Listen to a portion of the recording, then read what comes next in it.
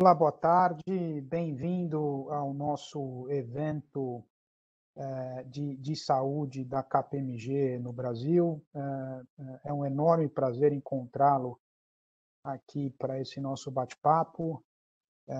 Eu sou Leonardo Giusti, sou sócio da KPMG, lidero as iniciativas da KPMG para o setor de infraestrutura, governo e saúde.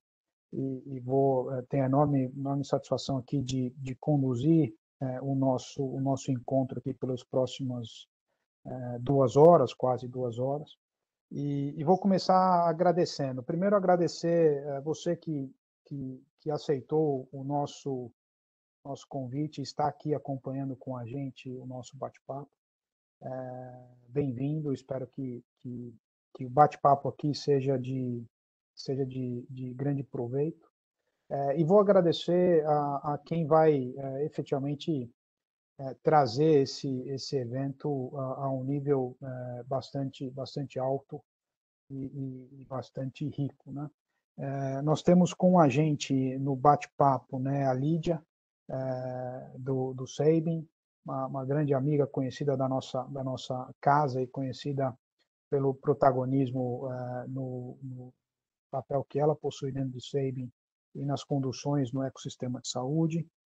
A gente tem o Castro da CACI, a maior autogestora do país, uma enorme responsabilidade de fazer toda a condução, coordenação das atividades da CACI para todos os seus beneficiados assistidos. E o Hugo da MSD, né, um executivo que eu diria talvez com um mindset bastante diferente para o papel que ele ocupa na indústria. A MSD talvez num papel bastante de vanguarda, né, de protagonismo, olhando não apenas a sua responsabilidade em P&D e venda de medicamento, mas muito mais já engajada na jornada do cuidado do seu cliente, paciente, e não apenas ali na venda de medicamentos, né? Então, eu tenho absoluta certeza que vai ser um sucesso aqui, um trio fortíssimo, e os debates vão ser de altíssimo nível. Agradeço o Silvio, que é da Eurásia. O Silvio vai trazer na segunda metade um recorte importante de geopolítica para o setor de saúde aqui no Brasil, trazendo informações, insights que complementarão o debate da primeira metade do nosso evento. Agradecer a Sheila que está aqui com a gente. A Sheila é a nossa sócia-diretora responsável pela coordenação do segmento do setor de saúde, né, nos recortes aqui de Healthcare e Life Sciences, o Healthcare provedores de serviços Life Science e a indústria. Obrigado, Sheila, por todo o esforço por fazer esse evento acontecer, coordenar tudo aqui para a gente. E não menos relevante, toda a nossa infraestrutura que propiciou colocar esse evento de pé. Bom, não vou me alongar, a gente tem muita coisa aqui pela frente, né? Eu vou talvez consumir 2, 3 minutos da relevância e da temática desse nosso encontro, né? E aí já passo para a Sheila e para os nossos convidados. Bom, acho que talvez seja aqui, né, chovendo molhado para dizer o quanto do sistema de saúde está efetivamente no spotlight, né? A gente vinha antes da pandemia em debates talvez um pouco isolados, né, de quanto que a gente precisava avançar e qual era essa agenda de avanço do nosso ecossistema de saúde, né? A integração público-privado, as dificuldades de acesso, a falta, né, os clusters de dados, né, a falta de interoperabilidade entre Sistema Único de Saúde e saúde suplementar, talvez a má navegação do paciente na sua jornada, todos esses temas sempre muito discutidos e debatidos, né? E a certa altura, em fevereiro, março, a gente teve, então, o evento pandemia Covid. E o sistema de saúde, então, muito pressionado, colocado, né, sendo colocado em xeque em todas as instâncias, né? E aí, público, privado, na mesma situação, né?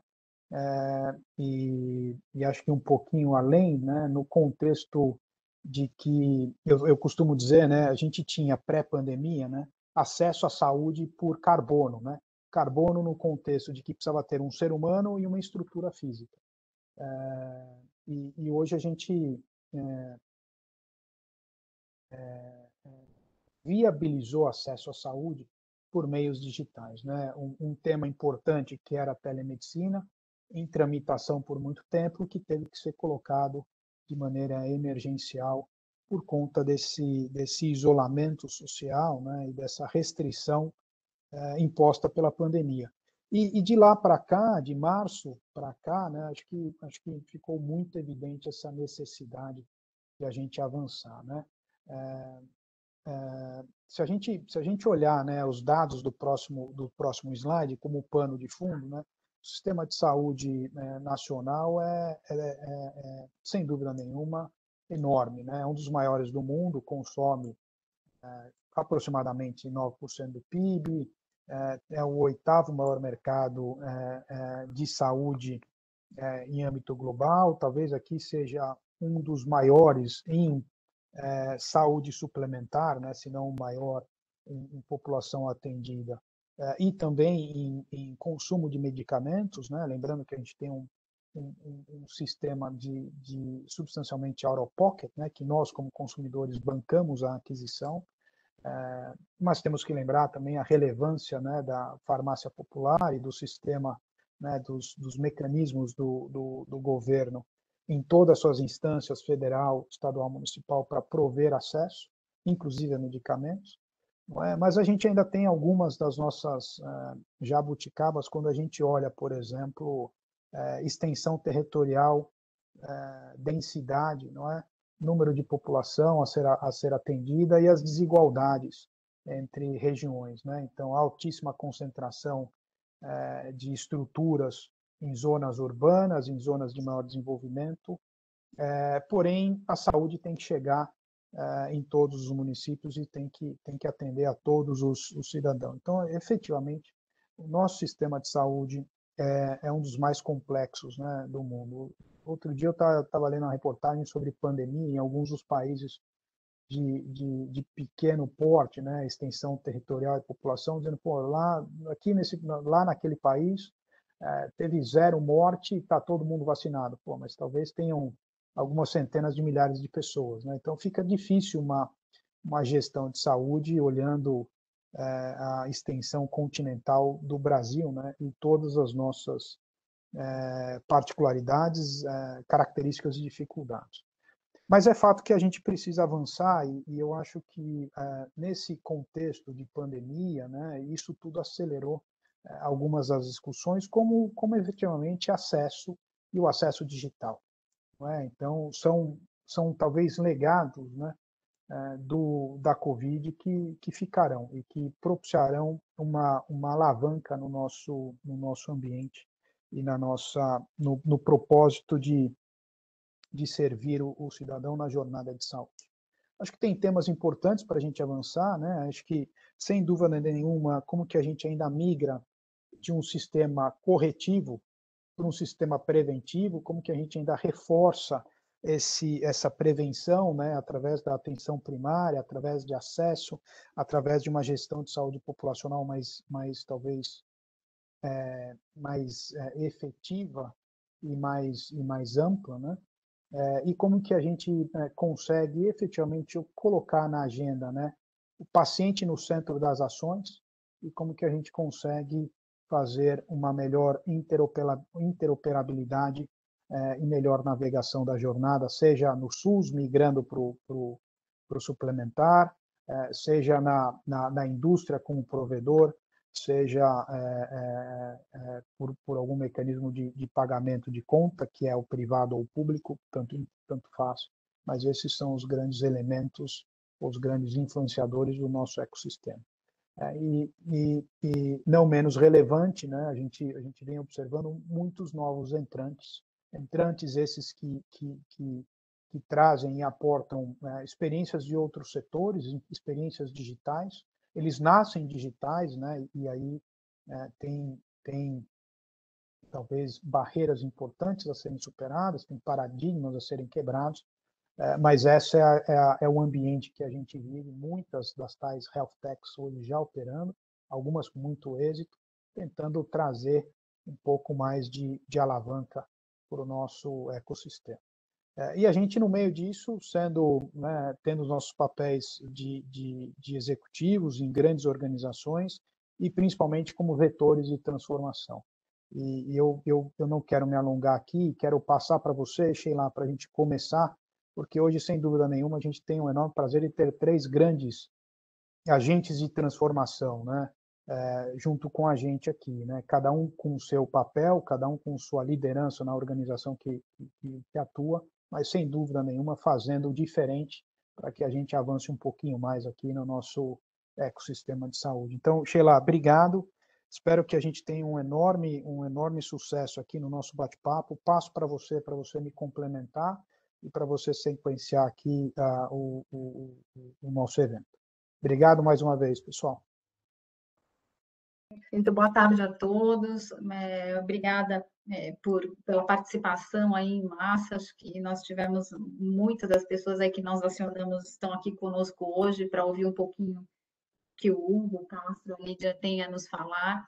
E para não nos alongarmos, eu vou passar a palavra para o Castro, que vai nos dar uma visão referente aí a autogestão em saúde e como que ele vê o mercado de operadoras de saúde nesse contexto elucidado pelo Juste, no que diz respeito à transformação da cadeia num ecossistema, e todos esses movimentos que nós vimos acompanhando aí, nós todos que lidamos no dia a dia dentro de nossas diferentes cadeiras executivas, seja na indústria, seja na operadora de saúde ou como provedores, com nossos desafios de tornar tudo isso mais digital, multicanais, enfim, pensando em acesso, em saúde populacional, ou seja, tudo isso muito direcionado por uma grande transformação para a sustentabilidade do setor. Então, Castro, a palavra é sua, eu vou pedir para que você se apresente, conte um pouquinho da sua trajetória e introduza o tema para nós, e muito obrigada aí pela sua presença conosco no nosso evento de Health desse ano. Maravilha, Sheila, boa tarde. Antes de mais nada, eu queria agradecer ao Leonardo e a você, Sheila, pelo convite de poder participar desse painel, dessa discussão. Eu tenho certeza que a troca de experiências talvez seja uma das grandes soluções para que a gente busque uma melhoria contínua e cada vez mais acelerada no setor de saúde do Brasil. Queria aqui cumprimentar também meus parceiros de painelistas aqui, o Hugo e a Lídia também. É um prazer compartilhar com vocês essas trocas de experiências que faremos aqui, tá? Bom, Sheila, a minha história, a minha formação é da área financeira, do setor financeiro. Eu venho de bancos, trabalhei por mais de 30 anos em bancos, principalmente o Banco do Brasil, exercendo diversos cargos no Brasil, exterior e na maioria dos estados da federação. Foi quando eu comecei a entender um pouco melhor a realidade dos brasileiros e como a gente, em qualquer setor que a gente atua, a gente precisa entender a realidade do povo, as necessidades do cliente, as necessidades do nosso participante, para que a gente possa realmente oferecer, em qualquer setor que nós estejamos, um atendimento que realmente atenda às expectativas de todos. Depois, quando eu saí do Banco do Brasil, eu assumi a diretoria de atendimento no INSS Nacional. Como no Banco do Brasil eu fazia a gestão da rede de agências, 8.000 pontos de atendimento do Banco do Brasil, eu fui convidado a assumir essa função também no INSS. E naquele momento eu caí num momento de transformação muito importante do INSS, onde nós promovemos, num prazo recorde ali de menos de um ano, a transformação digital de todos os serviços do INSS em 2019. Hoje o cidadão brasileiro ele não precisa ir a uma agência do INSS para fazer mais nada, para ver seu extrato, pedir aposentadoria, pedir uma licença, acompanhar os seus benefícios, a não ser que ele tenha algum tipo de necessidade muito específica. inclusive o próprio processo de prova de vida, que foi em 2019 também, fizemos o primeiro ensaio de transformá-lo numa visão virtual, a prova de vida digital, que nós chamamos, e que hoje já está disponível para todos os brasileiros também, para que o cidadão não precise sair do conforto da sua casa para fazer nada do INSS, inclusive a própria prova de vida. Esse foi um projeto que me satisfez muito participar diretamente no INSS. No ano seguinte, assumi a diretoria de governança, gestão de riscos e compliance. Também fiquei lá por mais um ano, implantando projetos e implantando essa cultura dentro da autarquia. Nesse ano, no início desse ano, o presidente do Banco do Brasil, o presidente Fausto, me convidou a assumir esse desafio de conduzir a nossa caixa de assistência, a CACI.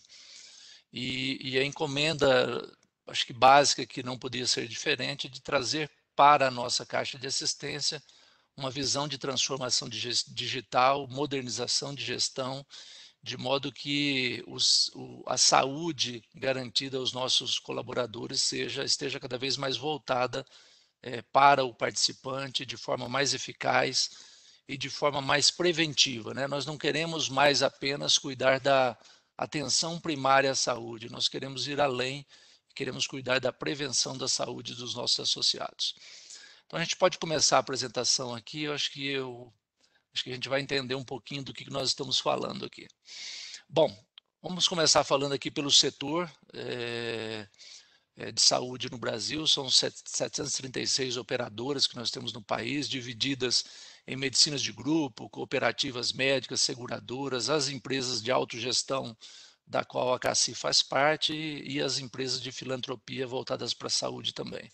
Nesse sistema temos mais de 48 milhões de participantes e que garantem essa assistência de saúde paga, vamos dizer assim, dentro do sistema de saúde brasileiro, fora do sistema público, que é garantido, que no caso do Brasil é garantido para todos os brasileiros, né? Quem vai fazer a rodada para mim é o Lucas, que vai passar. O Lucas, por favor. Com relação aos números, a gente entende aqui que na evolução, a gente consegue perceber aqui que a evolução do sistema de saúde, das pessoas garantidas pelo setor de saúde, está em 48 milhões de pessoas, sendo que apenas em torno de 4,5 estão garantidas pelo sistema das autogestões. A CACI, vocês observam aqui na linha cinza embaixo, que vem a exemplo do setor todo e do setor de autogestão, tendo um pequeno decréscimo paulatino na redução de participantes desses planos todos, mas a gente imagina que esse efeito tem um efeito muito grande ligado à própria crise que o Brasil vem passando, crise econômica mesmo, nos últimos 5, 6 anos. Ela se acentuou e foi bastante agravada também nos últimos 2 anos por conta do coronavírus. A gente imagina que daqui para frente a gente consegue ter nos diversos setores ligados à saúde uma possibilidade de atendimento mais amplo dos participantes, inclusive a própria CACI. Um dos nossos projetos aqui, dentro do planejamento que estamos fazendo para os próximos 5 anos, é mais do que dobrar a quantidade de participantes que nós temos hoje. Tá? O Lucas, por favor.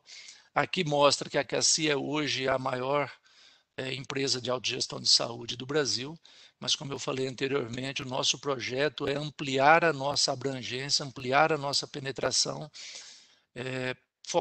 focados principalmente no nosso público previsto na legislação, que são os parentes de funcionários do Banco do Brasil, que é o nosso mercado, é o nosso nicho, é dentro desse público que a gente pode atuar.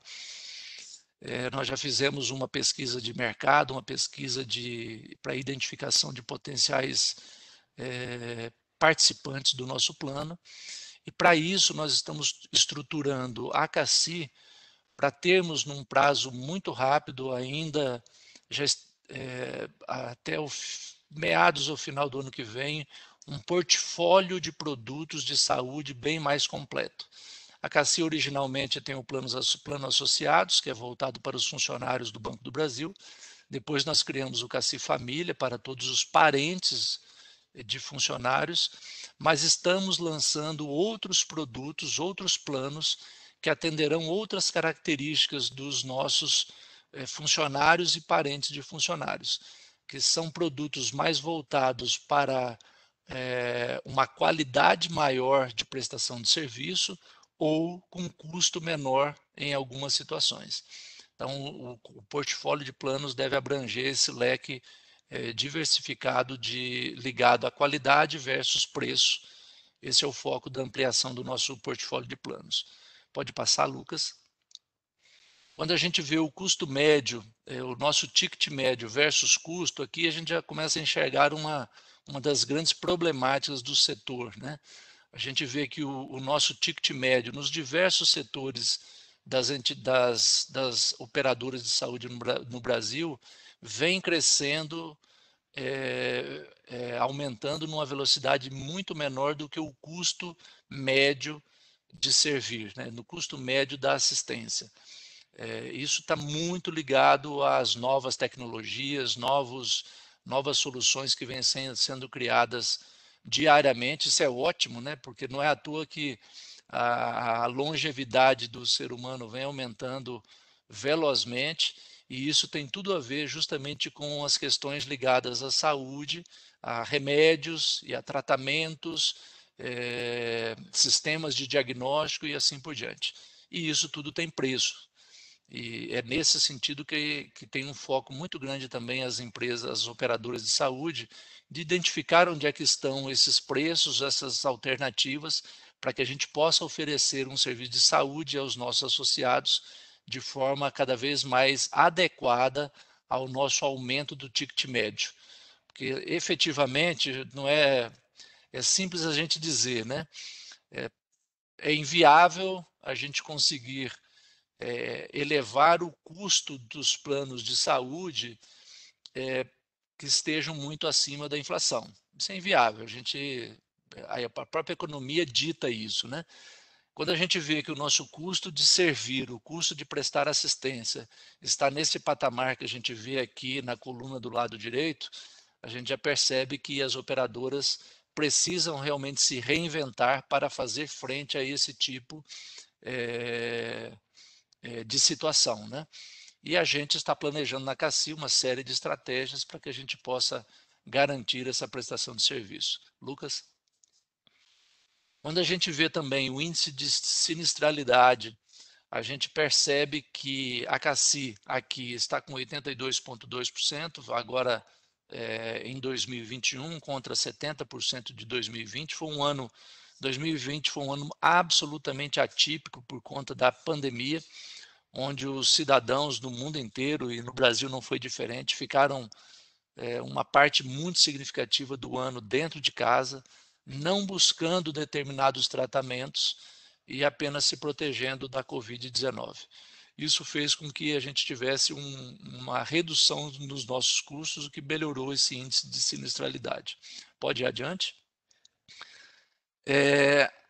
Quando a gente vê o índice de eficiência, que é a nossa despesa administrativa versus o nosso ticket médio total, ticket total, o faturamento, a gente vê que a Cassi é uma empresa que vem trabalhando muito bem a sua gestão interna, de modo que a gente vem tendo sempre um custo, uma eficiência bastante positiva em relação ao setor, tanto o setor de autogestão como o setor total, de forma bastante competitiva. E isso sem deixar de lado o que nós estamos fazendo, principalmente a partir desse ano e com força muito grande a partir de 2022, nós faremos um investimento absolutamente contundente em tecnologia, novos modelos de gestão e aprimoramento dos modelos de trabalho, principalmente, como já foi dito aqui, aprimoramento no modelo de oferta de serviço ao nosso associado. Nós queremos investir cada vez mais no modelo da saúde reativa, que ela precisa existir, né, o tratamento das pessoas que efetivamente ficaram doentes, mas nós queremos ser cada vez mais proativo, usando ferramentas de tecnologia, analytics, conceitos de CRM, omnichannel, de forma que a gente possa oferecer um atendimento cada vez mais personalizado. E algumas outras estratégias, buscando justamente a atenção primária à saúde do nosso associado. Mas não queremos deixar de lado, pelo contrário, em paralelo com isso, nós estaremos investindo cada vez mais fortemente dentro da CACI para a saúde preventiva das pessoas. Hoje nós temos tecnologias e capacidade de gestão para que a gente possa fazer com que as pessoas fiquem cada vez menos doentes. Eu acho que esse talvez seja o grande segredo do investimento que as operadoras, principalmente as de autogestão, precisam estar trabalhando, né? Mas a gente sabe que todas as operadoras de saúde têm suas estratégias também voltadas para a redução de despesa e cuidados com a saúde preventiva de seus participantes, seus clientes. Lucas? Quem somos nós, né? A CACI é a maior operadora de autogestão do Brasil, são 77 anos, e ela é voltada exclusivamente para os seus funcionários, ex-funcionários, pensionistas, aposentados e também os seus parentes. Lucas? Alguns números aqui, apenas para exemplificação.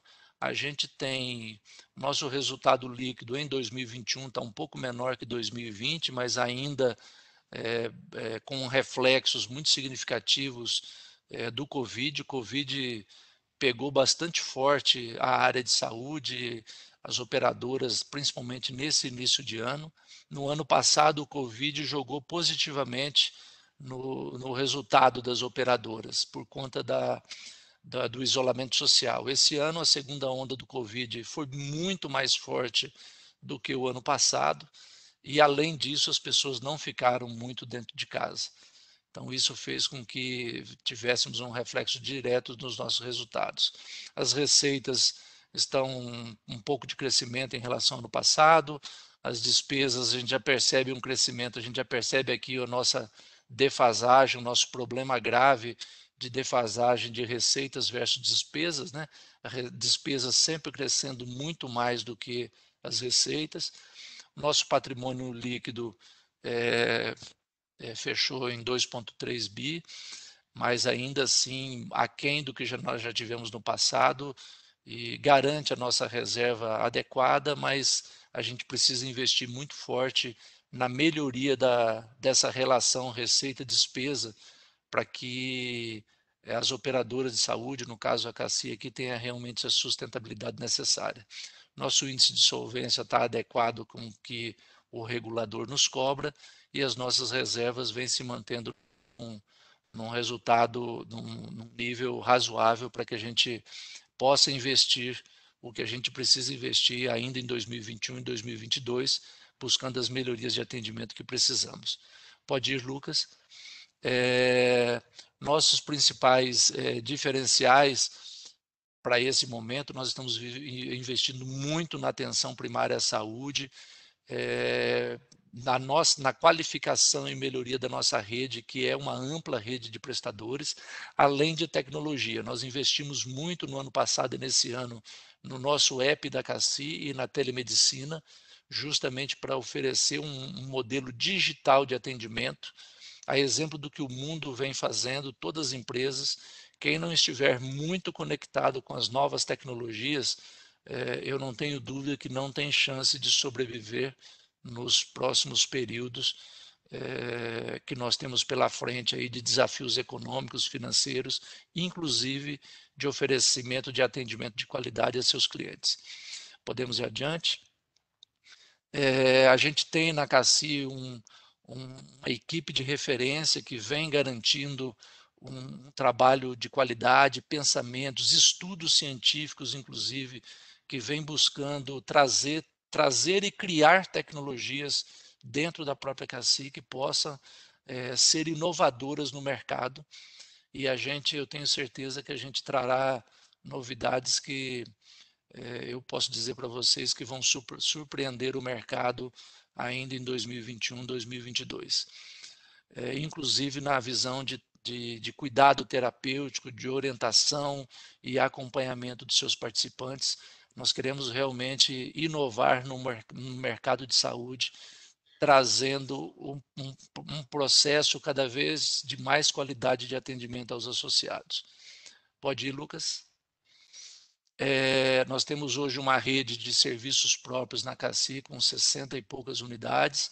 Essa rede nós pretendemos fazer uma expansão dela para que a gente possa justamente oferecer uma atenção primária cada vez mais robusta aos nossos associados. Hoje nós já temos 230 mil participantes, dos 615 mil já diretamente ligados a essa rede de atendimento da atenção primária à saúde, mas nós queremos que esse número cresça significativamente, nós queremos chegar ao mais próximos dos 100% ainda no ano que vem. Hoje são 143 equipes dedicadas e nós estamos reforçando esse time focado na atenção primária à saúde. Podemos ir adiante? Nós temos conquistado alguns números interessantes, alguns resultados interessantes que eu gostaria de compartilhar com os senhores. Nós, segundo ano consecutivo, onde a CACI consegue estar entre as empresas classificadas como lugares incríveis para se trabalhar. Tivemos uma nota de 82 pontos o ano passado, esse ano melhoramos ainda mais para 86. Temos um menor índice de judicialização, aí abaixo da média do setor, menor índice de reclamações dos associados e a melhor avaliação da central de atendimento nossa, com um índice excelente de atendimento, com mais de 96% dos atendimentos sendo avaliado como excelente pelos nossos associados. Isso é resultado muito direto da melhoria da eficiência, melhoria da gestão e da melhoria da tecnologia que vem sendo empregados em nossos processos internos e aqueles ligados ao atendimento ao nosso associado. Podemos ir adiante? Para o futuro, o que nós temos? As tendências globais que nós estamos percebendo aqui, inovação e novas tecnologias aplicadas à saúde cada vez mais fortes, medicina cada vez será mais personalizada, o envelhecimento da população, é claro, teremos que investir cada vez mais forte na atenção dos cuidados das pessoas, das faixas etárias maiores. As pandemias nós percebemos e identificamos que serão cada vez mais comuns, a exemplo do que aconteceu ano passado e esse ano. Vamos ter que investir cada vez mais na prevenção, todos têm e precisam ir nessa linha. Uma influência cada vez maior de quem paga a sua conta nas decisões do tratamento. A gente vai precisar ser mais sensível a isso. Uma medicina baseada em evidências, com documentos, com histórico de atendimentos, histórico de saúde. A escassez de profissionais também a gente imagina que vai ser significativa daqui para frente, com o crescimento contínuo da população. O turismo médico, ou seja, o médico, aquele paciente que continua buscando mais de uma opinião para saber o que vai acontecer, ou qual deve ser o seu melhor tratamento. E assim como não está aqui, mas com certeza o custo da saúde tende a ser algo bem acima das receitas, bem acima da inflação, bem acima do padrão de crescimento das economias. Esse talvez seja um dos principais desafios dos setores e das operadoras, já vem sendo, e daqui para frente eu não tenho dúvida que continuará sendo assim. Na nossa gestão, a gente vai precisar fazer uma gestão da população de forma cada vez mais contundente e clara, né? A gente percebe aqui que no nosso caso da CACI, a população saudável, que representa 60% da nossa base, custa para nós 10% das nossas despesas. Quem já tem um risco identificado, que é 30%, tem uma despesa, um percentual, um share em torno de 30% das nossas despesas. Pessoas que já estão em tratamento, que são apenas 8%, mas oferecem 30% das nossas despesas, e aqueles casos de maior complexidade, que é apenas 2% da nossa população, mas que representam 30% dos nossos gastos. A gente precisa entender isso e tratar de forma cada vez mais contundente, planejada e estruturada cada grupamento da população dentro das nossas bases. No modelo novo de foco na saúde, todos nós teremos que trabalhar com uma promoção, prevenção ao longo da vida de forma cada vez mais clara, um foco cada vez mais no indivíduo, no paciente. Não podemos mais ter soluções que sejam genéricas para toda a base de associados ou grupos. A gente vai ter que ser cada vez mais ter tratamentos cada vez mais individualizados, uma controladoria médica cada vez mais eficiente, né? Tratamento, acompanhamento e direcionamento de para onde o nosso paciente precisa ir. Nós não podemos deixar que a pessoa que fique doente saia batendo a cabeça para descobrir qual é a melhor solução para ele. A gente precisa ser cada vez mais consultivo no atendimento aos nossos associados. Uma rede referenciada e restrita, ou seja, a gente precisa entender e ter uma parceria cada vez maior com os nossos parceiros, nossos credenciados, médicos, empresas de exame, laboratórios, hospitais, clínicas, de forma que a gente busque cada vez mais parceiros cada vez mais eficazes no atendimento e no cuidado da saúde. E o conhecimento cada vez maior do nosso business, do nosso negócio, em todos os âmbitos, interno e externo, business intelligence, dados integrados, seguros, acesso amplo, online para todo mundo. Esse é o modelo, apesar de nós termos aí a LGPD muito presente no nosso dia a dia, mas nós precisamos ter a integração de dados cada vez mais presente também. Lucas? A atenção primária como foco principal daqui para frente. A atenção primária ela é sensível a 85% dos problemas de saúde por tudo aquilo que a literatura mostra e por aquilo que nós já estamos implementando dentro da CACI, ratifica esses números. Nós temos um índice de resolutividade dos problemas de 70% de forma simples, rápida, com oferecimento de uma atenção primária à saúde personalizada pela própria CACI, das pessoas que a gente já consegue oferecer esse atendimento. E no futuro a gente percebe também um único nível de sistema de saúde de caráter universal para toda a população. É assim que funciona em países mais desenvolvidos. Infelizmente no Brasil a gente está longe disso, a gente tem alguns insights desse tipo de trabalho de médicos da família, mas a gente percebe que de maneira geral no Brasil ainda é absolutamente incipiente em relação ao que a gente precisa desenvolver no país. Lucas? A criação de um modelo que seja também cada vez mais digital, com conceitos de interoperabilidade, informações customizadas, continuidade assistencial permanente para todas as pessoas, né, com informações integradas, maior controle dos tratamentos, a segurança técnica, jurídica, as operadoras precisam estar cada vez mais atentas com isso. A CACI vem conseguindo fazer um controle muito rígido daquilo que é resposta do cliente, seja pela ouvidoria, seja pela nossa central Fale com a CACI, mas também pelas questões, pelos temas que foram ajuizados. E com isso a gente vem conseguindo melhorar radicalmente nossos processos internos, de forma que o cliente reclame menos, mas tenha principalmente um atendimento mais rápido e mais eficaz. Lucas? É isso. Eu tentei ser bastante resumido, Sheila, justamente para que a gente possa ter a oportunidade de uma troca de experiências mais à frente, aí, após os nossos demais parceiros darem a sua palhinha aí. Um abraço, obrigado a todos.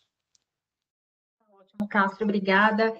Eu vou passar prontamente a palavra para a Lídia Abdala, e já que nós estamos um pouquinho atrasados com o tempo, muito obrigada, mas já a gente discute aí, quando o trio acabar de falar, os complementos e as visões aí que se retroalimentam para a gente falar do ecossistema. Então, Lídia, a palavra é sua. Muito obrigada pela sua presença, por ter aceitado o nosso convite no nosso evento de saúde anual. É uma honra tê-la aqui conosco. A Lídia veio para trazer um pouquinho a visão de provedores, né, de saúde, aí ela tendo o grupo Saving sob a sua gestão executiva estando participando aí de um grupo que cada vez mais dita a transformação do setor, vai contar um pouquinho para a gente, tanto da experiência dela, quanto como ela vê, né, esse modelo disruptivo que vem aí acontecendo numa velocidade bastante grande. Então, Lídia, a palavra é sua. Obrigada, Sheila, Lucas, Leonardo, pelo convite, né? Obrigada pela oportunidade de estar discutindo aí, né, sobre o nosso setor de saúde, que a gente sabe o quanto é relevante e importante para a população brasileira, sobretudo vivendo, né, tudo que estamos vivendo aí no mundo com essa pandemia, sobretudo no Brasil, com muitos desafios aí pela frente. Um prazer também estar aqui com o Hugo e com o Castro, né, parceiros aí, né, de setor e também de trabalho aí ao longo, né, da nossa jornada. Bom, eu sou presidente do Sabin, né, o Sabin é uma empresa de medicina diagnóstica, né, fundada em Brasília, no Distrito Federal, há 37 anos, e que hoje já temos uma presença nacional. Estou no grupo, né, há 22 anos, no setor de saúde há 23 anos, então tenho acompanhado aí ao longo, né, desses anos todos as movimentações, as transformações, né, o nosso setor de medicina diagnóstica que já viveu, né, momentos de consolidação intensos na década lá de 2000 a 2010, a consolidação segue, a gente está vendo agora acontecer, né, também mais intensamente aí no setor de hospitais, e acho que toda essa movimentação, né, no final é para a gente de fato conseguir estar atendendo uma demanda e uma necessidade do que nós precisamos de oferecer de saúde para o Brasil. Pode seguir, Lucas. Eu trouxe aqui, né? Eu vou contextualizar um pouquinho, né, do que é o Sabin e vou falar um pouquinho dos desafios que eu entendo, né, do nosso segmento, com relação a prestadores, das nossas iniciativas, de como a gente tem feito. A gente tem seguido aí basicamente, né, o que também outros prestadores e outros players têm seguido no caminho, sobretudo de transformação digital, né, de buscando novas formas de atuar para sermos mais eficientes, garantindo acesso à saúde de qualidade para toda a população, né, em que nós somos responsáveis e que nós assistimos. Né, a ideologia do grupo, a nossa missão, a gente entende que é oferecer serviços de saúde com excelência. Nosso propósito é inspirar pessoas a cuidar de pessoas. A gente tem muito claro a importância do nosso serviço, né, como eu disse anteriormente, não só como entrega de um serviço de qualidade, né, para o nosso cliente. Quando eu falo cliente aqui, eu estou falando do nosso paciente, que é o consumidor final, estou falando de parceiros hospitais, operadoras de saúde que prestamos serviços, outras empresas. Então, nós entendemos que a medicina diagnóstica ela é muito relevante e determinante dentro desse nosso ecossistema de saúde, até pelo número de informações que nós temos, né, 70% das decisões clínicas, né, para desfechos clínicos dos pacientes passam pelo laboratório em algum momento, então nós sabemos e entendemos a importância, né, do nosso setor e do nosso serviço no tratamento final do paciente e, sobretudo, pensando também muito mais numa medicina preventiva, cuidando da saúde e não da doença. Pode seguir, Lucas. Aqui eu trago, então, né, só para contextualizar um pouquinho do que é o Sabin hoje. São 305 unidades de atendimento ao cliente em 3 estados no Brasil, 12 estados mais o Distrito Federal, 3 unidades federativas, 59 cidades brasileiras, 6.200 colaboradores em todo o país, atendemos quase 6 milhões de clientes em 2020. E com essa capilaridade e presença geográfica, a gente também tem experimentado e conhecido um pouco do que é a diversidade do nosso sistema de saúde, né, em um país como o Brasil, que é um país continental, com diferenças culturais muito grandes, e não só diferenças culturais, diversidade cultural, mas também de infraestrutura de saúde, diferentes formas de atenção. Nós atuamos não só em capitais do país, mas também em cidades de interior dos estados, né, alguns polos maiores, alguns polos menores. Então, a gente tem visto e conhecido um pouco do que são as necessidades, né, da população do Brasil, não só nas capitais, mas também nos interiores. E muito das nossas estratégias de investimento nos últimos anos vem desta nossa experiência e desta nossa vivência.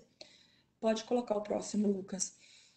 Então, pensando um pouquinho, né, do que a gente tem acompanhado já há muitos anos, antes de pandemia, inclusive, de fato entendendo, né, que a população já há uma mudança, né, de pirâmide etária, que a gente discutia há 5, 10 anos, né, no nosso setor, que isso viria, que isso aconteceria, aconteceu, as pessoas hoje já estão vivendo mais, e com isso a gente já vê também uma mudança no perfil e no padrão das doenças, né, que vão surgindo, muito mais doenças crônicas, né, não transmissíveis. Claro que há aí uma pandemia, né, que nos pegou de surpresa, né, nesse ano de 2020, mas com o envelhecimento da população nós sabemos também que o foco ele deve ser maior ainda em prevenção, porque a tendência é que as pessoas vivendo mais também desenvolvam, né, doenças crônicas por mais tempo, e isso a gente sabe que tem um impacto muito grande e pressiona o setor de saúde. Pode seguir, Lucas.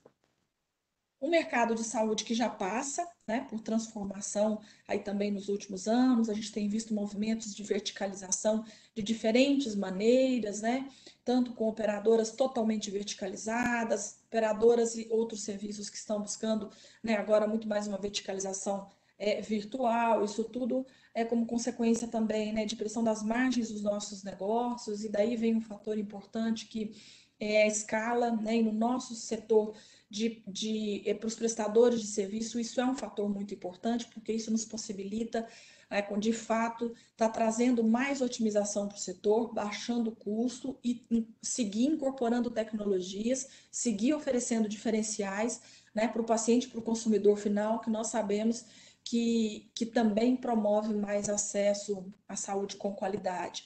E novas formas de remuneração, né, que tem sido um grande desafio para nós prestadores de serviço, testando, fazendo vários projetos pilotos, né, com diferentes fontes pagadoras, em diferentes formatos, tentando buscar um equilíbrio em todo o elo aí dessa cadeia, entendendo que mais do que nunca nós, né, prestadores, pagadores, temos que conseguir encontrar um modelo de equilíbrio que seja sustentável, que seja bom para todas as partes, pensando que nós servimos ao nosso paciente e ele é que tem que estar, né, no centro desse cuidado, e o sistema tem que ser sustentável para a gente conseguir seguir oferecendo os nossos serviços. Pode passar, Lucas.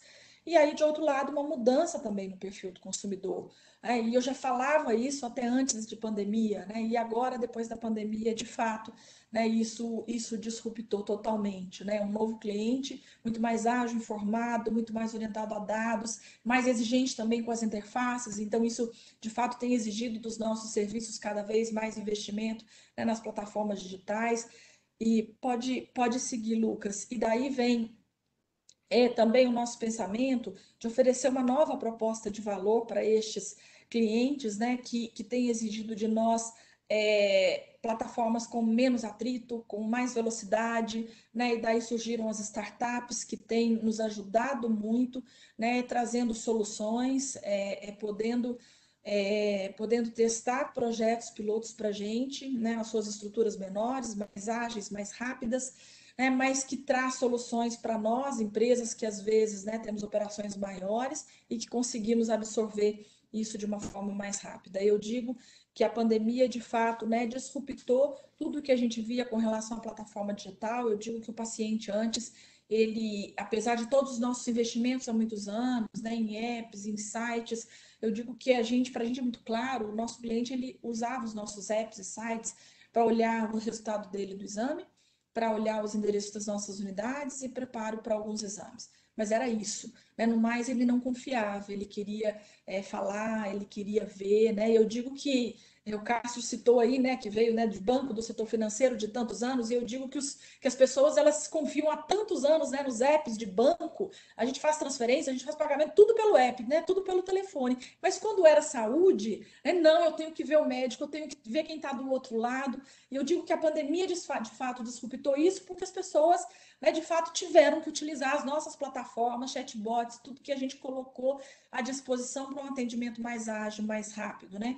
E isso é muito importante para a gente, porque agora isso está gerando muito mais também informação, dado um atendimento mais ágil para o nosso paciente, e a gente tem conseguido também trabalhar com mais produtividade e eficiência. Pode seguir, Lucas? Então, aqui a gente tem uma linha de inovação, né, do que eu cito, de todas as transformações, investimentos nossos, né, desde investimento em ecossistemas de startup, criação de hubs de inovação, né, mostrando um pouquinho do que tem sido a nossa jornada e trajetória de investimento. Pode seguir, Lucas. Temos investimento em várias plataformas digitais, como eu disse, desde chatbots, aplicativos, até lançamento, né, de unidades móveis, totalmente móveis. Com a pandemia a gente fez isso, unidades drive-thrus, onde o cliente utiliza o agendamento totalmente online, chega nas nossas unidades só para fazer ali o seu atendimento rápido, a coleta de exame e consegue o seu resultado mais rápido. Pode passar, Lucas? Há também um investimento grande nosso, né, em plataformas de inteligência artificial, e isso vale, né, tanto para novas metodologias, exames, mas sobretudo para a gente conseguir entregar laudos mais rapidamente, com diagnósticos mais precisos e com informações integradas para o médico, juntando dados clínicos com exames de análises clínicas, de imagem, fazendo com que o médico consiga ter um resultado mais preciso com maior rapidez. Pode seguir, Lucas? A nossa plataforma de e-commerce, nós lançamos ela antes da pandemia, inclusive. Com a pandemia, como eu citei, né, foi um grande avanço, porque a gente já consegue oferecer ali para o cliente, né, e principalmente para o cliente que paga os procedimentos de forma particular, com muito mais rapidez, sem interação, né, física, humana nenhuma, mas a gente consegue entregar com a mesma eficiência e qualidade. Pode seguir, Lucas? E pensando em negócios, então, né, de saúde, o que a gente tem pensado o tempo todo é como nós podemos atuar com os nossos negócios, mas pensando em novos modelos, que de fato a gente consiga trazer muito mais integração para a cadeia de saúde, com investimento, né, em dados, e aí vem plataformas de Big Data, a gente utilizando, né, cada vez mais dados e informações. E a partir daí, né, sentindo a necessidade da gente estar presente, né, cada vez mais na jornada do paciente, nós temos investido em plataformas digitais, integração de dados, né, seguindo aí todos os critérios e cuidados, atendendo a LGPD, mas pensando em como isso gera valor, né, para a operadora, para o hospital, com as informações que nós temos também, podendo gerar um prontuário, né, clínico completo e único do paciente. Pode seguir, Lucas. Fizemos há 2 anos um investimento em uma clínica de atenção primária para poder também conhecer um pouco mais essa jornada do paciente, estimular que o paciente utilize de fato, né, e crie a cultura de ter o seu médico de família, de ter o seu médico de saúde, para a gente conseguir, de fato, pensar no paciente no centro do cuidado com o menor custo possível, né? Entendendo que este caminho pode ser o caminho da sustentabilidade no setor de saúde. O Castro mostrou a experiência da Cassi, e a Cassi, sem dúvida alguma, acho que foi a primeira empresa operadora, né, de saúde do Brasil a falar em atenção primária, a montar suas clínicas de atenção primária há mais de 10 anos, né? Agora que o setor fala nisso, né? Mas nós sabemos que o nosso objetivo foi de investir em atenção primária para também estar oferecendo isso em parceria. Nós atuamos em muitos mercados que têm Unimedes, né, que têm operadoras de saúde às vezes menores. Então, entendendo que se a gente leva, né, essa inovação e essa forma de atuar, né, de maneira diferente para estes locais, a gente pode também estar garantindo aí uma assistência, um acesso melhor à saúde para essas populações. Pode seguir, Lucas. Lançamos esse ano,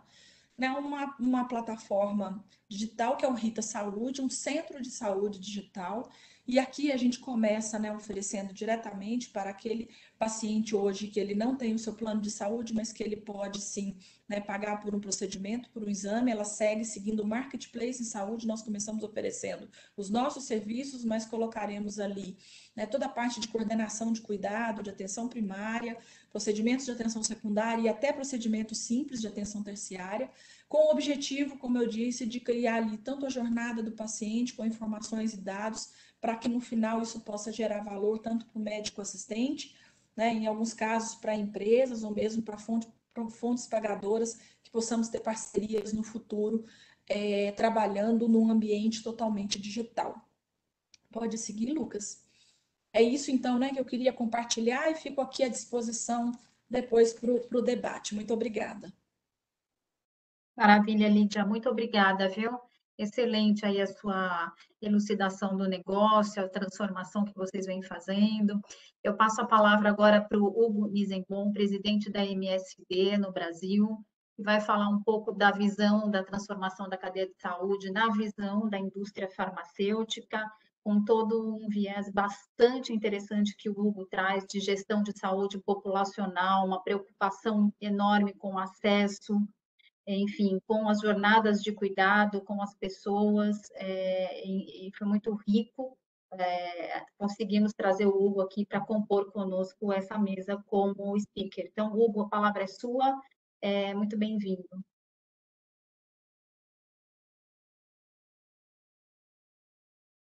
Acho que está no mudo, Hugo. Obrigado, Sheila, obrigado, Leonardo, obrigado, KPMG, y un placer de estar aquí con nuestros colegas, Clov y Lívia, de outra, da parte do conjunto da atendimento da saúde. Me vou apresentar, meu nome é Hugo Nisenbom, eu comecei como pesquisador, primeiro, em realidade, comecei trabalhando no hospital, sou bioquímico, doutor em bioquímica, fui pesquisador, y después fui para la área de marketing y tengo 31 años de experiencia en la industria en distintas áreas, en la área de diagnóstico, en la área de quirúrgica, en la área obviamente de pesquisa y en la área farmacéutica específicamente.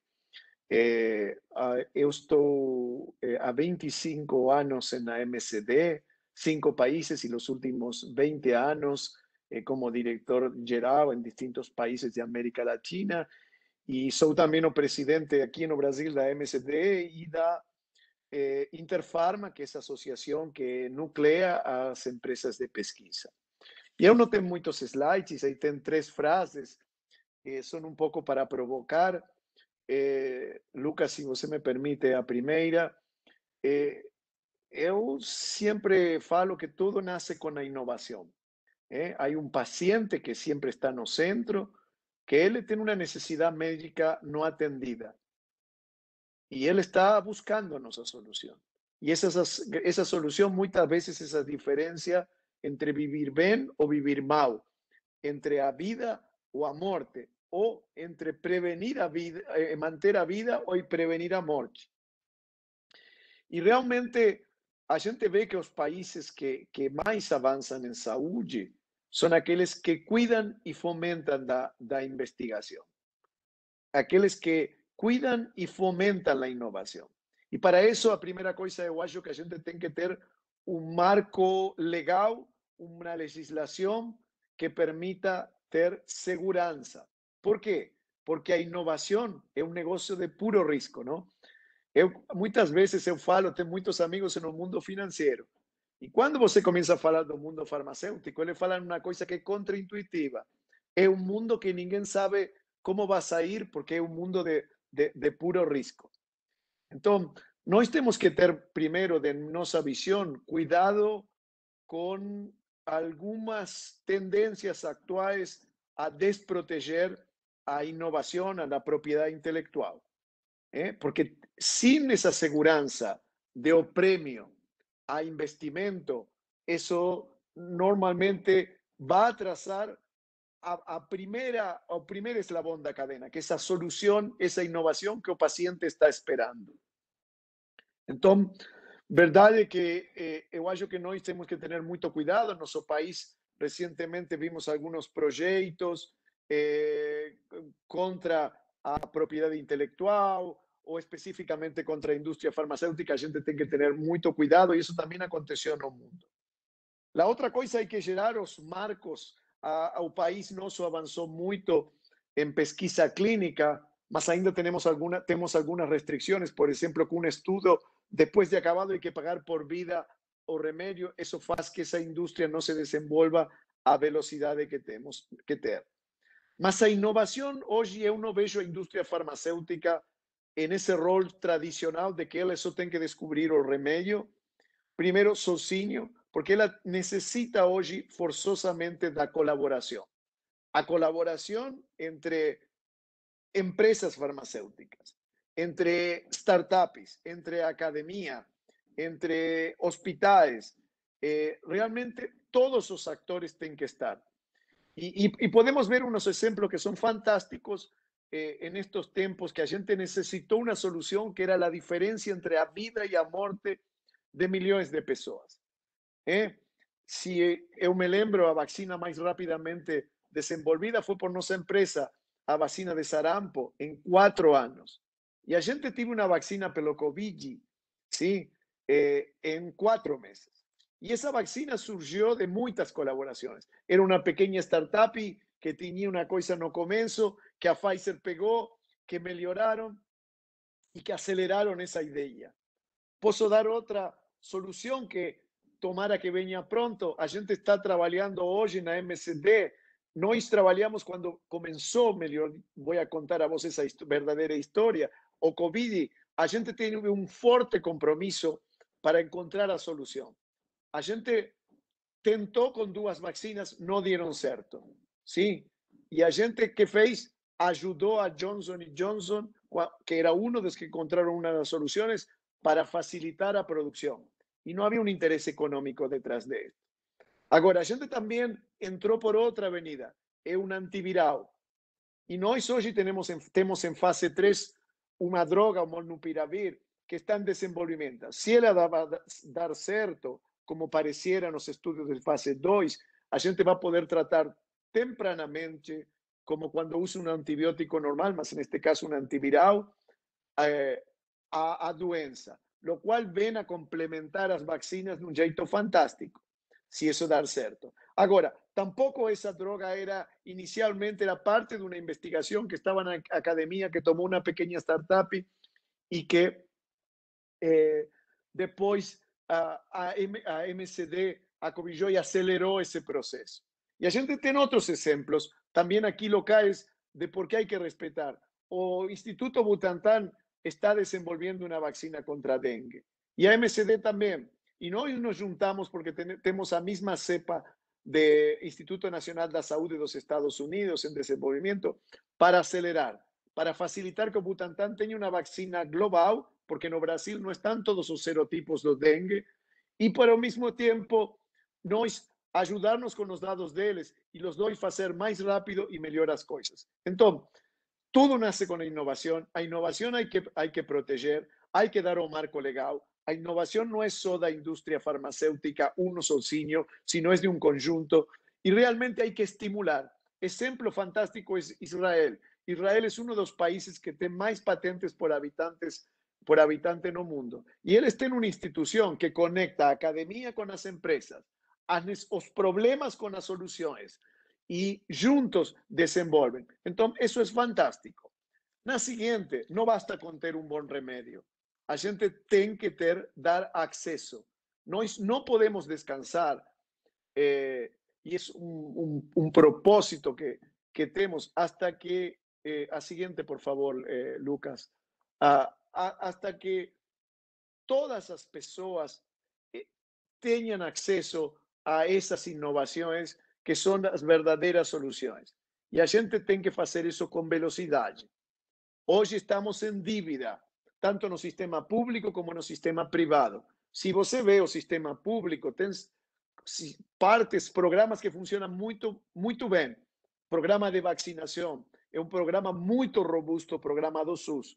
Mas, por ejemplo, o acceso en la parte de oncología es mucho menor. En la parte privada, a gente ve que a tecnología no se incorpora a la velocidad de que tiene que se incorporar, y eso tiene un costo en calidad de vida, tiene un costo cuando fala un ser humano, y a diferencia entre vida y muerte, y también tiene un costo en horas de trabajo y un costo social. Pero no final, ese costo es infinito cuando se trata de você, cuando se trata de su mãe, de su hermano, de su filho. Entonces, no podemos descansar para que hasta todas las personas tengan acceso. Y lo que la gente tiene que entender que esas soluciones no salen de un solo sector y que hay que salir de ese rol antagónico de luta do preço, sino a co-crear soluções.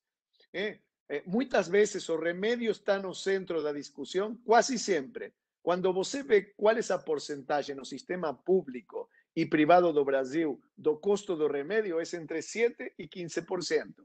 Então, entre 93% e 85% do custo está em outros lugares. Agora, a gente tem experiência e nós mesmos da MSD estamos trabalhando muito nessa co-criação dessas soluções. Algunos exemplos que a gente puede mencionar. Con algunas operadoras a gente trabajó para conseguir lo que a gente llama como affordability. ¿Sí? Por ejemplo, con ayuda de empresas como KPMG y nuestro conocimiento y de ellos, a gente encontró en el proceso de avaliación y de autorización ineficiencias que generaron recursos, que permitieron pagar otras áreas. A gente puede mostrar el valor muchas veces de realmente intervenir con acciones preventivas, como por ejemplo las vacinas o un tratamiento precoz. Y creando esas soluciones, você ve que es una solución viable, gana o paciente, gana operador y ganan todos.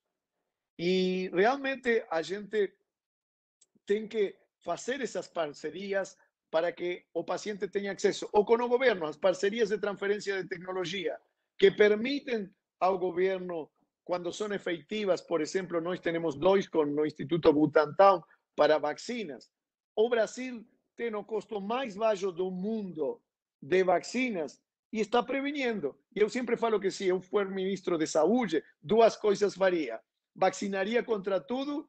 Essa seria a coisa número 2. A número 1, levar água potável a todos os lugares, porque você preveniria do jeito mais econômico monte de despesas. Então, essas soluções co-creadas são muito importantes, entendendo que, em lugar dessa competência, é gerar juntos e entender que não é acerca do preço, é acerca de ter melhor desfecho e é acerca de realmente entender que es más efectivo para el paciente y para el costo.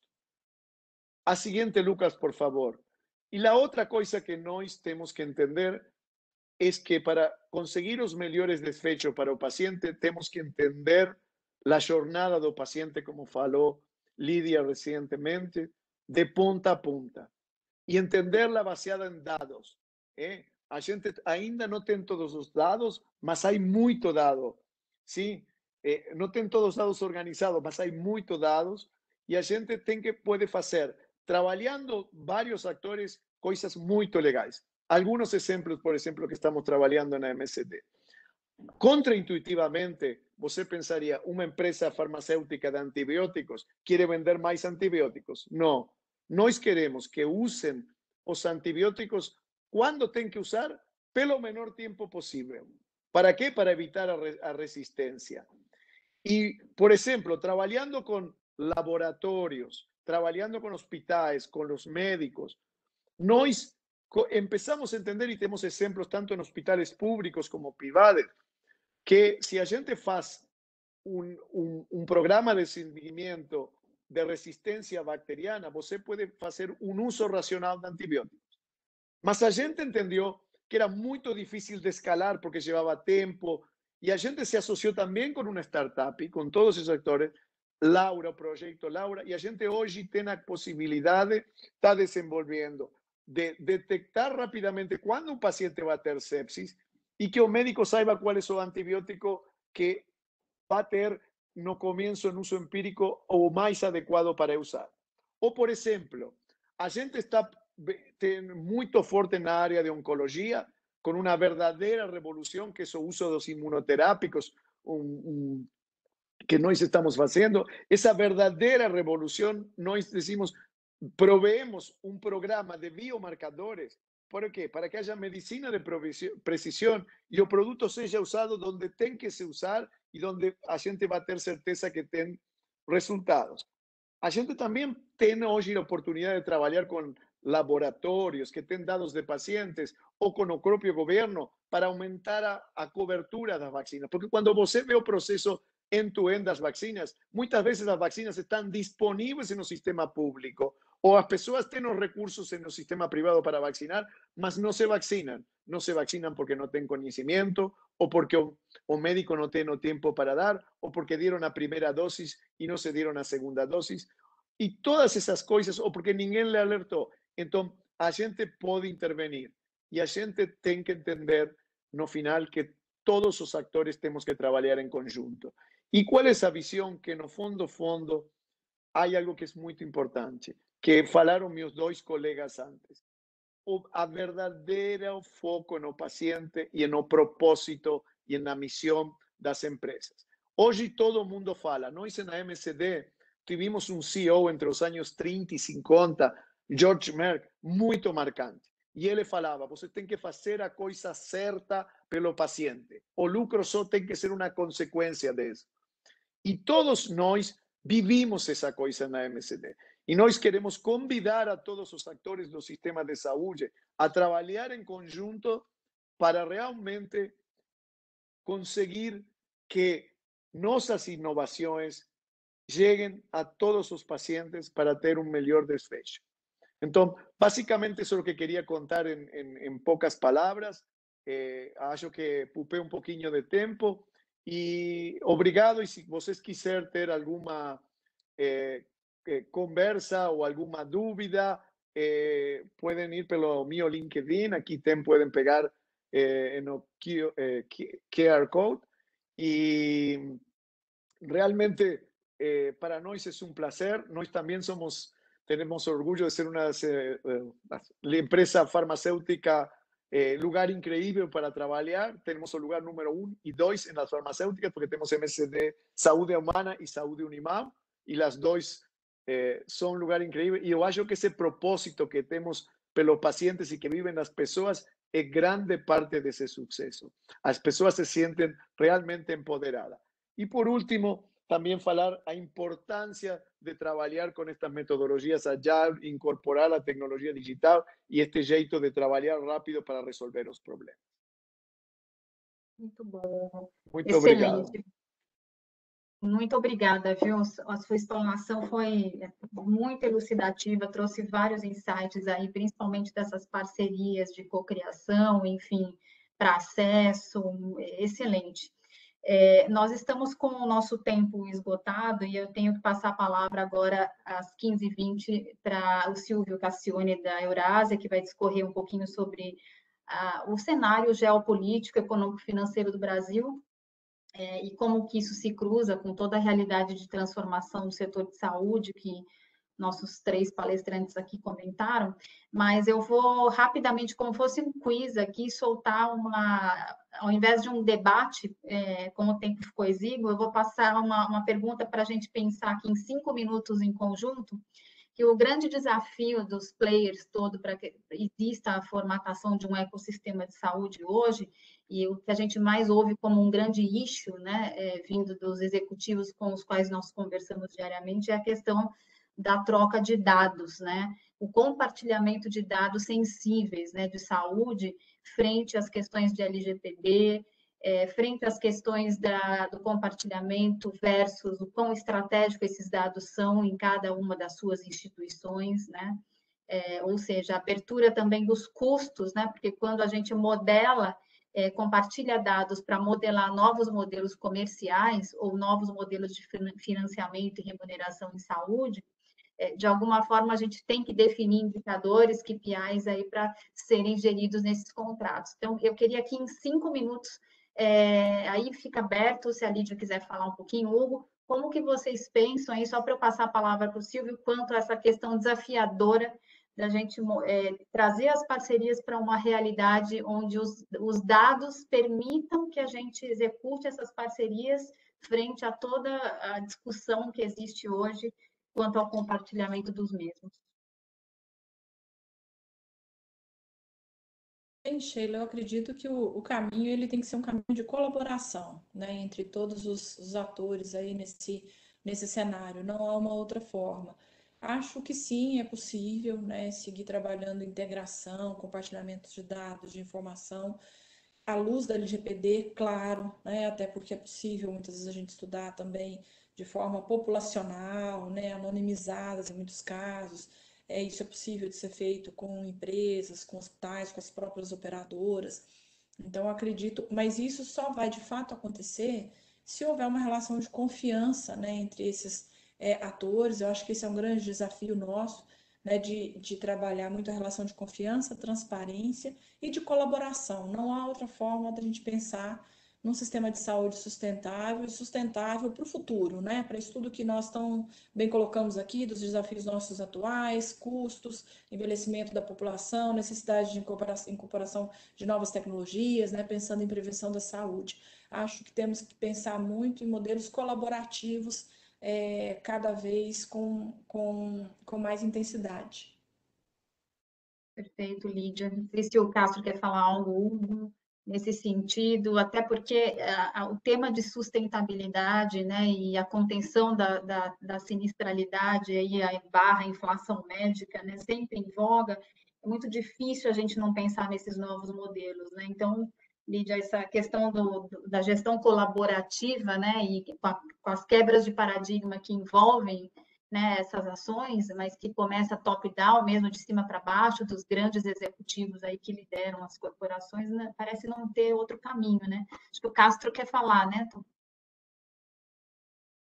Sim, Sheila, eu acho que esse tema que você abordou é essencial, tá? A questão da interoperabilidade de dados, ela já vem sendo tratada de forma muito profunda no governo federal, por exemplo. Acho que todo mundo já percebeu. O governo federal já criou lá o gov.br, né? Onde hoje a gente tem uma senha única para atender todos os mais de 3.000 serviços do governo federal. Isso aconteceu por conta da interoperabilidade. O sistema financeiro também vem trabalhando via Banco Central com esse conceito de interoperabilidade, né? Que é fundamental, o conceito do Open Bank e Open Finance. E eu não tenho dúvida nenhuma que se a gente acelerar esse processo para o mercado de saúde, a gente tende sim a reduzir custos e principalmente, né, melhorar a oferta de qualidade de saúde para as pessoas. Esse é um caminho essencial, tenho certeza. Perfeito, Eu, Castro, bem colocado. Hugo, Sheila, nós não estamos mais te vendo, viu? Mas nós te ouvimos. ¿me están ouvindo agora? Sim, nós ouvimos. Ah, perfeito. Não, provavelmente alguma dificuldade na linha. Olha, a ver, eu acho que, primeira coisa, como falou Lívia, a gente tem que trabalhar colaborativamente. E a gente tem que ser em um marco de confiança e a confiança de entender que os dados podem dar que há coisas que no sistema de saúde não estão bem. E ter essa vulnerabilidade, porque a partir de ver essa vulnerabilidade, a gente pode reconhecer e melhorar. E esse é um desafio. Para nós não é um desafio a nova lei, porque nós trabalhamos já com estándares da lei há muitos anos. Além de tudo isso, de todas as eficiências que se podem lograr, há um mundo. Eu estive com um grupo de investigação que é sustentado pelo governo, uma pesquisa que é gigantesca, que está levando-se a cabo nos Estados Unidos, onde um grupo muito grande de pessoas estão sendo analisadas todas as bases de dados que eles têm das fichas médicas, mas todo o que ele tem de seus wearables, com a ideia de fazer o que se chama a medicina individualizada para detecção precoce. Então, por exemplo, você faz uma análise, tem um pequeno desvio hoje, outro amanhã, ao mesmo tempo tem informação de teu celular, informação do que você faz, o exercício, tua vida, tua rotina, onde você está. Conjugando todos esses dados, vão aparecer señales de enfermedades antes de elas aparecer. Então, isso, por exemplo, é um mundo alucinante, um mundo que vamos a ver em provavelmente 7 a 10 anos, porque hoje estão recém no comecinho. Mas, pelo resto, a gente tem uma oportunidade fantástica. Mostrou nossa colega recém, como o diagnóstico. Como vai ser o rol do médico nos próximos anos? O diagnóstico cada vez mais começa, o médico aprende, não sei, a detectar hoje um melanoma pela experiência das pintas. Com a inteligência artificial, você tem hoje programas de miles de médicos que eles interpretaram. Então, o médico também vai ter outro rol.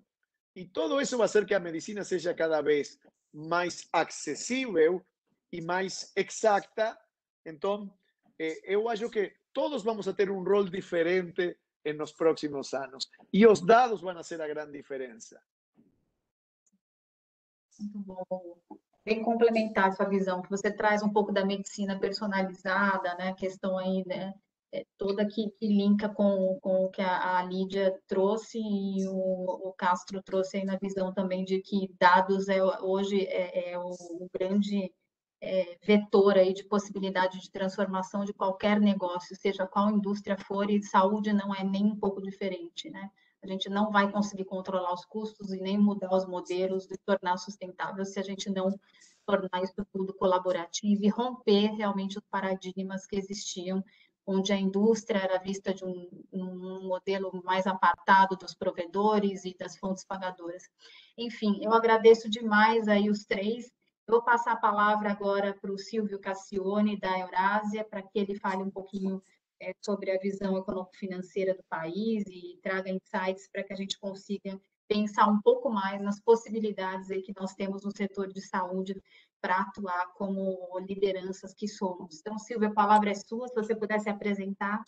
Muito obrigada aí por aceitar nosso convite. Claro, boa tarde, Sheila, boa tarde a todos aqui. Vocês me ouvem bem? Sim. Perfeito. Então, eu queria agradecer, em primeiro lugar, a oportunidade de estar aqui com vocês. Eu sou diretor da Eurásia, no Brasil. A Eurásia é uma consultoria internacional de análise política. A gente tem escritório em vários países e o nosso trabalho principal é construir cenários, tanto de curto quanto de longo prazo, para o ambiente político de um país. E o Brasil é um prato cheio para esse trabalho. E aqui, o meu objetivo, nos minutos que eu tenho para falar com vocês, é contar um pouco das nossas perspectivas para o cenário político brasileiro, não tanto para matar a curiosidade ou por causa das preferências políticas de cada um, é um tema que levanta muitas paixões, mas é por causa da importância das condições políticas para o ambiente de negócios, especialmente um setor tão regulamentado quanto o setor de saúde e também tão exposto ao público e, portanto, também muito exposto à opinião pública. Né? É um dos setores mais presentes no dia a dia das pessoas. Então, as tendências políticas, elas influenciam muito o ambiente de negócios para o setor de saúde. Então, eu vou colocar aqui um pouco do cenário que a Eurásia trabalha para o Brasil e a minha expectativa é que isso sirva de contexto para a discussão mais profunda que tem sido feita muito bem nesse evento a respeito das tendências para o setor de saúde. Então, eu sempre gosto de começar a minha apresentação já entregando as respostas. Eu já dou gabarito logo no começo, para ninguém ficar muito curioso. E aí depois eu falo um pouco dos detalhes que estão por trás da nossa análise. Tá? Mas os principais pontos, o nosso cenário para o Brasil, com base nas conversas que a gente tem com atores políticos, não só políticos com mandato, mas atores políticos eu também me refiro aqui à sociedade civil, associações.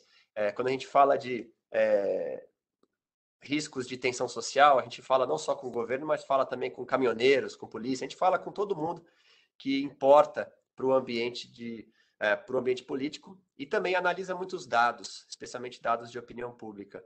E aí, os principais pontos do nosso cenário um pouco menos de preocupação do que a imprensa coloca para o curto prazo. Claro que a gente tem vivido um ambiente bastante tenso do ponto de vista político, mas, na nossa opinião, os riscos de curto prazo estão sendo superestimados. A gente não está nem diante de uma crise fiscal que leve a um descontrole da política fiscal, que, por sua vez, levaria a uma crise de confiança na economia, com um câmbio ainda mais desvalorizado, com uma instabilidade econômica ainda mais forte. A gente não acha que tem esse cenário no curto prazo, e também não vê um risco de ruptura institucional, né, de quebra democrática, de quebra constitucional, de impeachment. A gente acha que esses riscos no curto prazo, eles estão bem contidos, apesar de toda a turbulência. A gente vai atravessar 2021 e vai atravessar 2022 com tensão, mas sem um estouro, tá? Sem uma espiral negativa. Mas, para o longo prazo, a gente já tem uma visão um pouco mais cautelosa, tá? Especialmente para as eleições do ano que vem. E, na nossa opinião, será uma eleição bastante tensa, marcada pela polarização entre o atual presidente Bolsonaro e o ex-presidente Lula. São os dois candidatos com maiores chances de ir ao segundo turno, e um espaço ainda limitado para um candidato alternativo conseguir alcançar o segundo turno. E tudo isso importa porque, como eu falei, não é pensando na ideologia específica de cada um desses candidatos, mas é o efeito que uma disputa tão polarizada e intensa pode trazer para o ambiente de negócios daqui até outubro de 22, e para o que pode influenciar de 2022 em diante para esse ambiente de negócios, se você tem um governo que tem um viés mais de mercado, que tem um viés de incentivo ao investimento privado em todos os setores, ou governos que têm um viés de maior intervenção, maior regulação e maior investimento estatal. É isso que vai estar em jogo nas eleições do ano que vem, quando você coloca Bolsonaro contra Lula, e aí a definição sobre quem vai ganhar importa bastante para as decisões futuras. Que tipo de ambiente de negócios vai estar colocado para o Brasil? Na nossa opinião, hoje, a candidatura do ex-presidente Lula, ela tem uma ligeira vantagem. Ele é que larga na pole position hoje, e isso em função da taxa de popularidade do presidente Bolsonaro, que vem caindo. Tá? Quando a gente olha para as pesquisas de opinião pública, não só a rejeição ao atual governo tem se mantido no nível bastante alto, como a popularidade, a taxa de aprovação, ela caiu para o menor patamar desde que o governo começou. São índices que ainda causariam inveja na maior parte dos países da América Latina. Outros presidentes, eles não conseguem sustentar uma aprovação de 30% no terceiro ano de mandato. Chile, Colômbia, poderia listar aqui vários países que têm presidentes em situação pior do que o presidente Bolsonaro. Mas uma popularidade de 30% significa que o presidente entra em desvantagem na eleição. Ele tem força suficiente para ir ao segundo turno, mas quando chega lá, de acordo com um banco de dados com mais de 300 eleições, não só no Brasil, mas em outros países, a probabilidade de vitória com uma taxa de aprovação ao redor de 30 e poucos por cento é inferior a 50%. Na nossa opinião, como estava escrito no slide anterior, o presidente Bolsonaro ele tem espaço para se recuperar daqui até a eleição. A recuperação da economia deve causar esse efeito, deve dar algum impulso à popularidade do governo, mas esse impulso hoje parece menor do que se esperava 2, 3 meses atrás. O crescimento da economia ele vem sendo questionado. A economia vai crescer menos no ano que vem, a inflação está mais alta, e isso significa que o aumento de popularidade que se espera para o presidente daqui até a eleição, ele pode ser menor. Okay? Então, nesse contexto, ele vai ao segundo turno, provavelmente, mas do outro lado tem um candidato de oposição, o ex-presidente Lula, em vantagem para ganhar as eleições. Nesse contexto todo, eu vou chamar a atenção aqui para um outro indicador que mostra quais são as preferências do eleitor. No fundo, é isso aqui que decide as eleições, não só a aprovação do presidente propriamente dito, mas o que os eleitores querem do futuro governo. E essas preferências elas mudam ao longo do tempo. E na eleição passada, a corrupção era um tema que estava mais no alto das prioridades, agora diminuiu um pouco, e a economia ela tem retornado para o centro das atenções com a inflação alta e desemprego. Então, esse tema vai ser decisivo nas eleições do ano que vem. Agora, notem como a curva roxa, mesmo em queda nesse último mês, ela continua num nível elevado. O que é essa curva roxa? É a preocupação do eleitor com o setor de saúde. Claro, se justifica muito por causa da pandemia que a gente vive desde o ano passado, que se tornou o principal fator, né, na vida de cada um de nós aqui, né, mudou a vida de todo mundo, e por isso está no centro das atenções do eleitorado também. Mas, mesmo com a pandemia diminuindo o efeito sobre o nosso dia a dia, com as restrições à atividade econômica sendo gradualmente retiradas, a preocupação ela diminuiu um pouco de um mês para cá, mas continua elevada, e com o setor de saúde como um todo. O fato do setor de saúde ser tão relevante para os eleitores coloca esse setor no centro dos debates políticos mais importantes, não só dentro do governo, mas também no Congresso Nacional. Então, em um ambiente em que o governo é rejeitado ou reprovado pela maioria da população, que a população está insatisfeita, está inquieta com os rumos do país, é um ambiente mais propício para que a classe política, de um modo geral, tente intervir, tente oferecer respostas para a população, e o setor de saúde muitas vezes acaba sendo um setor que recebe propostas legislativas, propostas na Câmara dos Deputados, no Senado, para intervir no setor de saúde e tentar dar uma resposta para o eleitor, tentar acalmar um pouco da ansiedade desse eleitorado. Lá em 2013, a gente viu aquela explosão de insatisfação no eleitorado brasileiro, com os protestos que começaram com manifestações contra o aumento das tarifas de ônibus e depois viraram uma coisa muito maior. De lá para cá, consistentemente, as pesquisas de opinião mostram que o eleitor brasileiro, ele não só se preocupa com a economia, mas se preocupa com os serviços públicos de uma maneira geral, que são ruins no Brasil, mesmo com uma carga tributária alta. Qual serviço público é o mais relevante? Isso varia com o tempo, às vezes é segurança pública, às vezes transporte, educação, saúde, muitas outras vezes. Com a pandemia, a importância do setor de saúde, a centralidade do setor de saúde no debate público aumentou, e isso deve perdurar por algum tempo, levando o tema para o debate nas eleições presidenciais e para a agenda legislativa desse governo e provavelmente do próximo mandato. Tá? Então, só para concluir aqui essa minha fala, dentro dos 20 minutos que a gente tinha combinado, eu vou terminar só fazendo um adendo, um pouco do quadro sanitário no Brasil, da resposta do Brasil à pandemia, que tem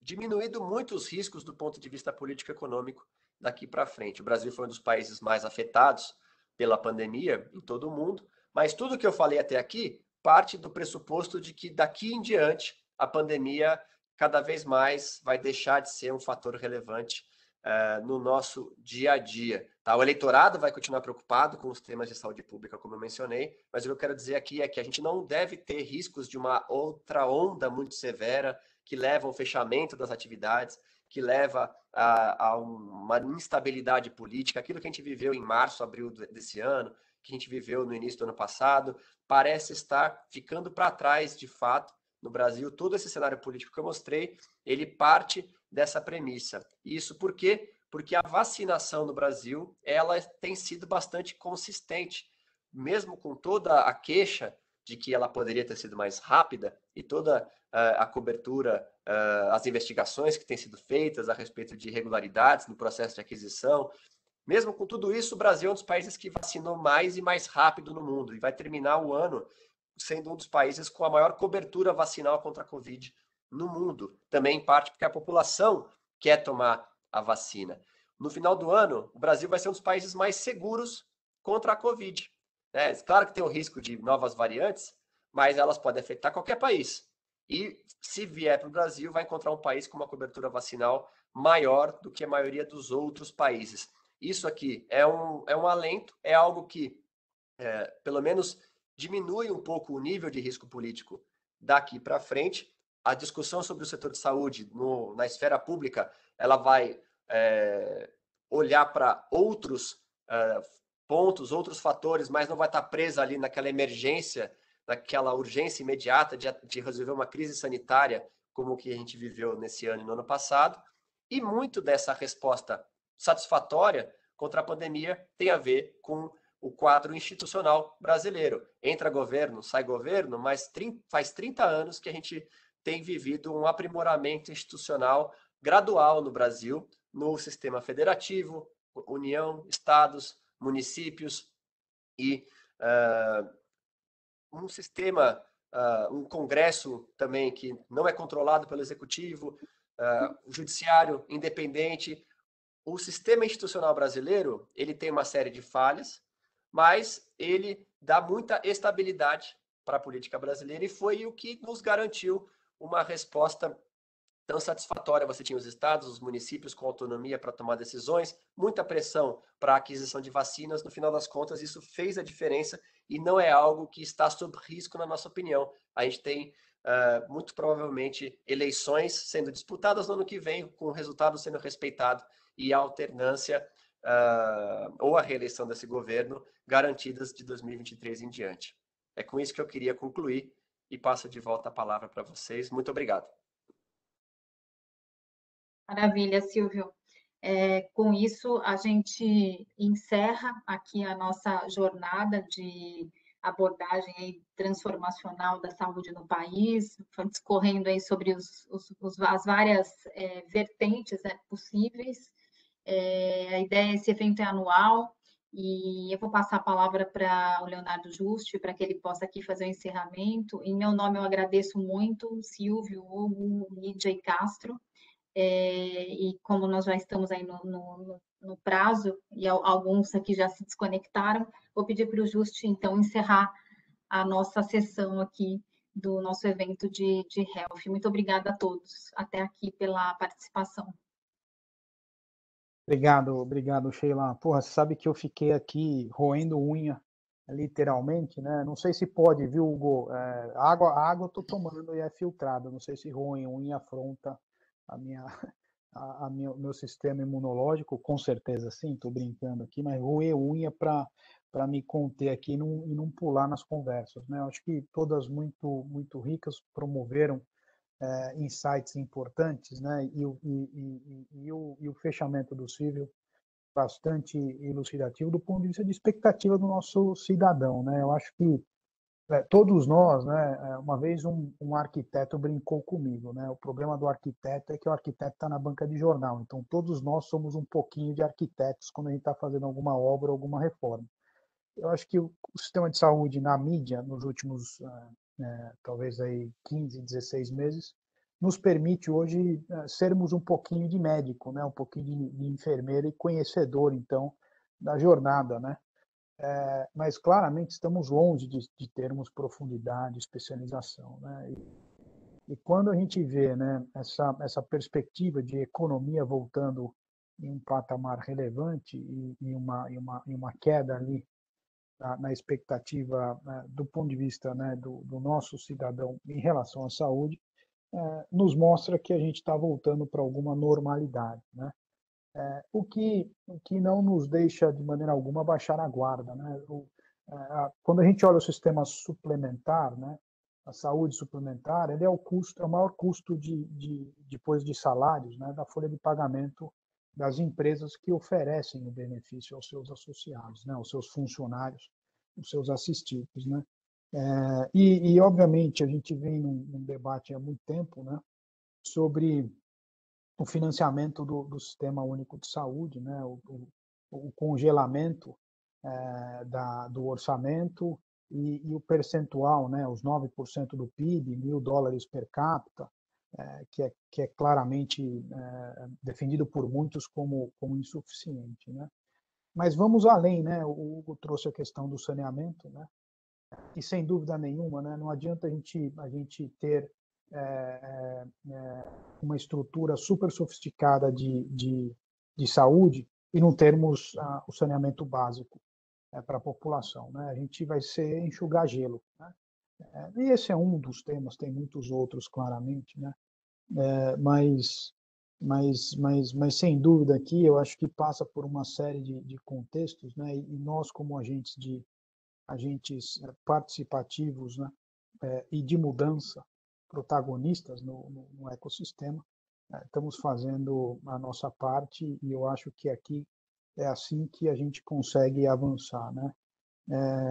Eu sempre falo, né, que uma andorinha não faz verão, mas uma andorinha começa uma jornada e promove melhores dias, né? Eu acho que a gente tem esse papel de polinizar e de fomentar a mudança. E eu acho que a gente vem fazendo isso com bastante competência, né?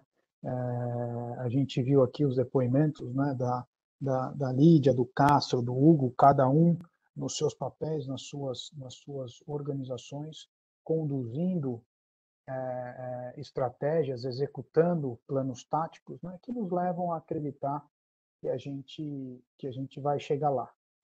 A questão de quando, né, é uma questão que talvez seja muito mais complexa, né, dada todos os desafios e as lições de casas que a gente tem aqui, mas não tenho dúvidas de que vamos chegar. Eu acho que as sementes estão plantadas, né? A gente precisa dar toda essa manutenção e continuar fomentando. A gente fica por aqui, estamos no tempo, como eu comentei nos bastidores, né? Um pouco antes aqui na antessala, né? Com os participantes, a gente poderia ficar aqui horas e horas debatendo, porque o tema é super apaixonante e não falta assunto, né? Mas infelizmente não é possível. Então, mais uma vez, eu agradeço a todos que puderam se conectar com a gente. Mais uma vez, a vocês que nos acompanharam nessas 2 horas, meu muito obrigado. Aos nossos ilustres palestrantes e mais do que isso aqui, né? Entusiastas do sistema de saúde, amigos da KPMG, muito obrigado. Lídia, um forte abraço para você, sucesso na condução dos negócios no Sabin. Castro, sua jornada na saúde só está começando, mas sem dúvida nenhuma todo o seu background financeiro vai aportar muito valor, porque se tem uma coisa que a gente tem a aprender com a indústria financeira, é justamente todo esse lastro tecnológico, agilidade e foco no cliente, né? Eu acho que o financeiro, os bancos têm isso muito, né? Eu acho que é um pouquinho da pitada que a gente precisa. Então, sem dúvida nenhuma, que você tem uma agenda bastante robusta à frente da CACI, mas desejo você sucesso aí no desdobramento das atribuições. Tenho certeza que você vai levar a CACI para a jornada que a CACI precisa aí cumprir para continuar relevante no ambiente de autogestão aí do país. E, Hugo, mais uma vez, aí, parabéns. Eu acho que o MSD, sem dúvida nenhuma, tem um mindset bastante diferente do que a gente consegue observar, entender aí da indústria farmacêutica. Não é apenas investir muito como a indústria farma investe em pesquisa e desenvolvimento, mas sim cuidar, né, na palavra care, na jornada do cliente-paciente. E eu acho que aqui a MSD está de parabéns, tem feito um excepcional projeto, né, uma excepcional ambição e propósito nesse contexto, e sucesso aí para você nos próximos ciclos de MSD aqui no Brasil. E acho que eu fico por aqui. Agradeço aí novamente e a gente se despede. Esperamos poder rever todos aí numa outra circunstância, presencial, e poder cumprimentar, abraçar todos vocês. E desejo aí um bom resto de semana, um bom final de semana aí a todos. Permaneçam zelando pela saúde. A pandemia deu alguma trégua por conta do avanço da nossa consciência e do processo de vacinação, mas ainda não foi. Então, vamos permanecer aí conscientes do nosso papel, da nossa responsabilidade em relação a esse importante tema também. Gente, obrigado. Um forte abraço, então. Obrigado, Leonardo, Sheila.